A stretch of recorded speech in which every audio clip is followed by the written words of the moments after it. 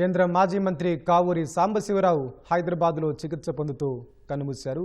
మృతికి సంబంధించిన సమాచారం మా ప్రతినిధి రమ్యని అడిగి తెలుసుకుందాం.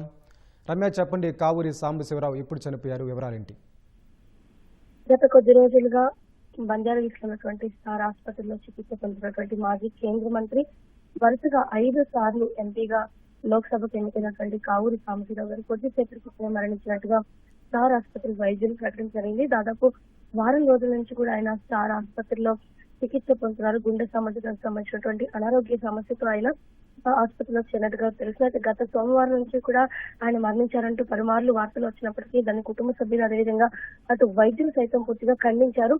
గత 3 రోజుల నుంచి కూడా ఎక్మో పైన ఆయనకి చికిత్స అందించి ఆయనను బ్రతికించుకునే ప్రయత్నాలు చేసినప్పటికీ కూడా చివరికి ఎలాంటి ప్రయత్నం లేకపోవడంతో కొద్దిసేపటి క్రితమే ఆయన మరణించినట్టుగా కూడా అటు స్టార్ ఆసుపత్రి వైద్యులు అయితే ప్రకటించారు. అయితే 5 సార్లు లోక్సభకు సభ్యుడిగా అదేవిధంగా కేంద్ర మంత్రిగా కూడా ఆయన పనిచేసి విశిష్టమైన సేవలు అందించారని చెప్పొచ్చు. అయితే అటు ఉమ్మడి ఆంధ్రప్రదేశ్ విభజన సమయంలో విభజనను వ్యతిరేకిస్తూ ఆయన కాంగ్రెస్ పార్టీకి రాజీనామా చేసి ఆ తర్వాత భారతీయ జనతా పార్టీలో కూడా చేరడం జరిగింది. అయితే గత కొద్ది రోజులుగా తీవ్రమైనటువంటి అనారోగ్య సమస్యలతో ఉండడం అదేవిధంగా గుండె సమస్యలు ఇబ్బందులు ఉండడంతో ఆయన స్టార్ ఆసుపత్రిలో చికిత్స పొందారు. నిన్న రాత్రి ఆయన కుమారులు సైతం అంటే ఆయన పిల్లలు ఎవరైతే అమెరికాలో ఉంటున్నారో వాళ్ళు కూడా విదేశాల నుంచి నిన్న రాత్రి తిరిగి ఇక్కడికి రావడం జరిగింది.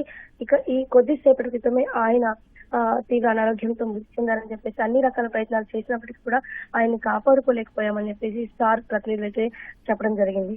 వెంకటేష్, ధన్యవాదాలు రమ్య.